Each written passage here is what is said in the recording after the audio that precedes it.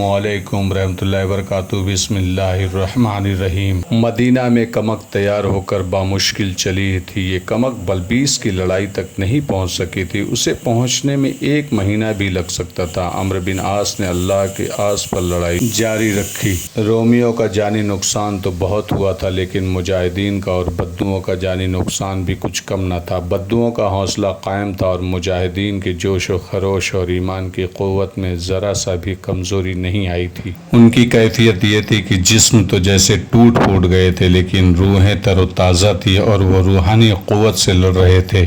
اطربون کو یہ سہولت حاصل تھی کہ اسے کمک مل سکتی تھی، لیکن اس سوال کا جواب کسی مورخ نے نہیں دیا کہ اس نے کمک کیوں نہ منگوائی یا مقوقس نے کمک کیوں نہ بھیجی۔ شاید اس کی وجہ یہ تھی کہ بلبیس شہر کے اندر فوج موجود تھی جو ابھی تک لڑائی میں شامل نہیں ہوئی تھی اور تازہ دم تھی۔ مورخوں نے بلبیس کی اس لڑائی کو بہت ہی خونریز لڑائی لکھا ہے۔ مجاہدین کا لشکر شہیدوں اور زخمیوں کی وجہ سے بڑی تیزی سے خطرناک حد تک کم ہوتا جا رہا تھا، لیکن عمرو بن عاص یہ بھی دیکھ رہے تھے مہینے کے آخر میں رومی سواروں کا جو حملہ آیا اس میں جوش و خروش کی کم تھا اور تعداد بھی کم تھی، اور اطربون اپنی فوج کے سب سے آگے تھے۔ شب خون مارنے والے مجاہدین نے اطربون کا پرچم دیکھ لیا۔ اطربون اکیلا نہیں تھا بلکہ اپنے گھوڑ سوار محافظوں کے حصار میں تھا۔ تاریخ میں ان 4 جانباز مجاہدین کے نام نہیں ملتے جنہوں نے اللہ کا نام لے کر عزم کیا کہ آج اطربون کو گرا لیں گے، اگر وہ بچ نکلا تو اس کا پرچم تو ضرور ہی گرائیں گے۔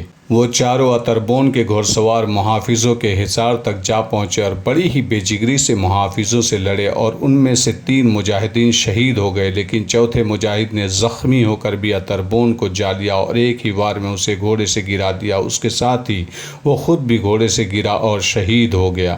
ادھر بلبیس شہر کے 2-3 دروازے کھل گئے اور اندر والی رومی فوج باہر آنے لگی۔ اس کے ساتھ ہی باہر والی رومی فوج میں ایک آواز جو بڑی ہی بلند تھی ساری فوج میں گھوم گئی: اطربون مارا گیا، اطربون کا پرچم گر پڑا ہے، اطربون مارا گیا۔ رومی فوج شاید اسی آواز کے انتظار میں تھی۔ رومیوں کے قدم اکھڑ گئے اور انہوں نے پیچھے ہٹنا شروع کر دیا۔ یہ آواز بلبیس سے باہر آنے والی فوج نے بھی سن لی۔ مجاہدین کے حوصلے تو اس طرح اور بلند ہو گئے جیسے آگ مزید بھڑک اٹھی۔ انہوں نے اللہ کے اور فتح کے نعرے لگانے شروع کر دیے۔ عمرو بن عاص نے ریزرو دستے کو پہلے ہی حکم دے رکھا تھا کہ جو ہی شہر کے دروازے کھلے یہ دستہ دروازوں پر ٹوٹ پڑے اور اندر چلا جائے۔ اس دستے نے اس حکم پر عمل کیا اور مجاہدین کی خاصی نفری لڑتے لڑتے شہر میں داخل ہو گئی۔ ادھر رومی سوار سرپٹ بھاگ اٹھے۔ یہ حالت دیکھ کر بلبیس کی فوجیں باہر آئی تھی، وہ بھی شہر کے اندر آنے کی بجائے بڑی بری تتر بتر ہو کر گھوڑ سواروں کے پیچھے دوڑتی چلی گئی۔ مجاہدین کا لشکر شہر میں داخل ہو گیا اور شہر کے اندر ہسٹری کے مطابق 3000 اچھے بھلے رومی فوجیوں نے مجاہدین کے آگے ہتھیار ڈال دیے اور قید قبول کر لی۔ اطربون کی لاش اٹھانے والا بھی کوئی نہیں تھا۔ اطربون کوئی عام سے قسم کا جرنیل نہ تھا۔ اس کی جنگی فہم و فراست اور دشمن کو دھوکہ دینے کی صلاحیت میدان جنگ میں مکاری اور چال بازی کو تاریخ آج بھی یاد کرتی ہے۔ امیر المومنین حضرت عمر بھی اطربون کی ان پرخطر خوبیوں سے اچھی طرح واقف تھے۔ جب فلسطین میں رومی اور مسلمان برے سر پیکار تھے تو اس وقت بیت المقدس کو مسلمانوں سے بچائے رکھنے کی ذمہ داری اطربون کے سپرد تھی۔ ہرقل کہا کرتا تھا کہ اطربون ہے تو فلسطین بھی اپنا ہے۔ حضرت عمر نے بیت المقدس کو فتح کرنے کے لیے عمرو بن عاص کو بھیجا تھا۔ امیر المومنین اس سپہ سالار کی خوبیوں اور صلاحیت سے آگاہ تھے اور انہیں توقع تھی کہ اطربون کا مقابلہ صرف عمرو بن عاص کر سکتے ہیں۔ انہوں نے جب عمرو بن عاص کو اطربون کے مقابلے کے لیے بھیجا تو یہ تاریخ الفاظ کہے تھے: میں نے عرب کے اطربون کو روم کے اطربون سے ٹکروایا ہے۔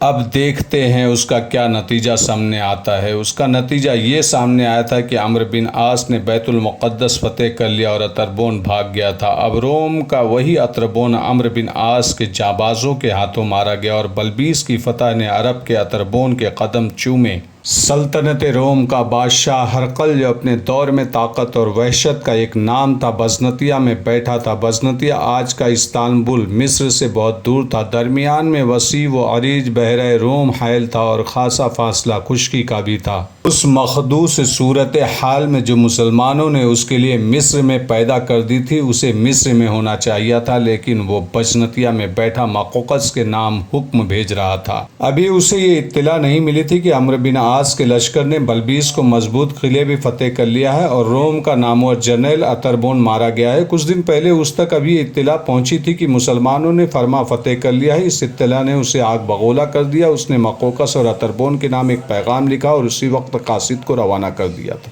اگر تم فیصلہ کر چکے ہو کہ مصر مسلمانوں کو دے ہی دینا ہے تو فوراً دے دو۔ ہرقل نے پیغام میں لکھا، اپنی فوج کو کیوں مرواتے ہو؟ تم نے شکست قبول ہی کر لی ہے تو یہ خون خرابہ بند کر دو۔ شاید تمہیں معلوم ہو کہ تمہارے درمیان میرے اپنے جاسوس موجود ہیں جو مجھے اور خبردار اور اطلاع بھیج رہے ہیں۔ تم نے مسلمانوں کے سپہ سالار کے پاس پادریوں کا وفد بھیج کر کوئی اچھا قدم نہیں کیا۔ تم نے یہ بھی نہ سوچا کہ تم اپنی کمزوری کا اظہار کر رہے ہو۔ تمہیں یہ دیکھنا چاہیے تھا کہ مسلمان تعداد میں کتنے تھوڑے ہیں اور وہ اپنے وطن سے بہت دور ہیں جہاں سے انہیں رسد اور کمک بر وقت نہیں پہنچ سکتی۔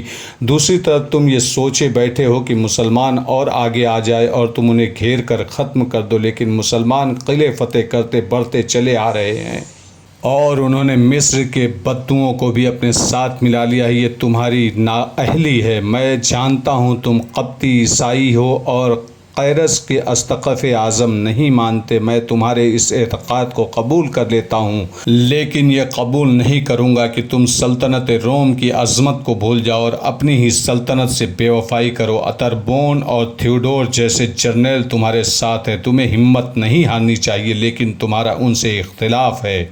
اتربون لڑنا چاہتا ہے اور تم مسلمانوں کے ساتھ صلح سمجھوتا کرنے کے خواہش مند ہو۔ مجھے قیرس کی وفاداری پر بھی شک ہے۔ میں نے اسے اسقف اعظم بنایا تھا، لیکن معلوم ہوتا ہے کہ وہ مجھے دھوکہ دے رہا ہے۔ میں چاہتا ہوں کہ تم اپنا رویہ اور اپنی سوچیں تبدیل کر لو۔ اگر مجھے تمہاری طرف سے اطمینان نہ ہوا تو میں مصر آ جاؤں گا، پھر میں تمہیں یہ حق بھی نہیں دوں گا کہ اپنی صفائی میں کچھ کہو۔ اتربون کے راستے میں کوئی رکاوٹ کھڑی نہ کرو اور اسے مسلمانوں کے مقابلے میں جانے دو۔ اب میں کسی اچھی خبر کا انتظار کروں گا۔ تاریخ یہ داستان اس طرح سناتی ہے کہ ہرقل کا یہ پیغام اس وقت مقوقس کے ہاتھ میں پہنچا جب اس کے سامنے اتربون کی لاش پڑی ہوئی تھی۔ یہ لاش کچھ ہی دیر پہلے اس کے پاس پہنچی تھی۔ اس وقت مقوقس بابلیون میں تھا جو بلبیس سے آگے ایک بڑا ہی مضبوط اور رومیوں کے دعوے کے مطابق ناقابل تسخیر قلعہ تھا، مطلب جسے جیتا نہیں جا سکتا اسے تسخیر کہا جاتا ہے۔ اس دور میں یہ رواج تھا کہ کوئی جرنیل لڑائی میں مارا جاتا تو سربراہ سلطنت حکم دیتا کہ اس جرنیل کی لاش لائی جائے۔ جرنیل کی لاش کا میدان جنگ میں پڑا رہنا پوری سلطنت کی توہین سمجھی جاتی تھی۔ مقوقس نے اپنی شکست خوردہ فوج کو ایسا حکم نہیں دیا تھا کہ اتربون کی لاش اٹھا کر لے آئے۔ شکست کھا کر بھاگنے والے فوجیوں کے تو ہوش ہی ٹھکانے نہیں تھے کہ وہ اپنے جرنیل کی لاش اٹھا لاتے۔ انہیں تو اپنی جانوں کے لالے پڑے ہوئے تھے۔ پھر اس رومی جرنیل کی لاش مقوقس کے پاس کس طرح پہنچ گئی؟ یہ مسلمانوں کے طنز کا ایک انداز تھا۔ مسلمانوں نے رومیوں کا مذاق اڑایا تھا۔ بلبیس سے رومی فوج جس طرح بوکھلا کر اور تتر بتر ہو کر بھاگی تھی، اس حالت میں کسی کے ہوش ٹھکانے نہیں تھے کہ وہ یہ بھی دیکھتے کہ روم کے اتنے نامور جرنیل کی لاش میدان میں پڑی ہے اور کیا وہ واقعی مارا گیا ہے یا یہ شور و غل مسلمانوں نے دھوکہ دینے کے لیے بپا کر دیا تھا کہ اتربون کا پرچم گر پڑا ہے اور وہ مارا گیا ہے۔ لڑائی ختم ہونے کے فوراً بعد میدان جنگ کی کیفیت بھگدڑ اور نفسا نفسی کے عالم جیسی ہو جاتی تھی۔ گھوڑوں کی اڑائی ہوئی گرد میں کچھ دور تک نظر کام نہیں کرتی تھی۔ بھاگنے والے لاشوں اور بے ہوش زخمیوں سے ٹھوکریں کھاتے اور گرتے تھے۔ زمین خون سے اس طرح لال ہو جاتی تھی جیسے خون کا مینہ برسا ہو۔ زخمیوں کا کراہتا جگر پاش ہوتا تھا۔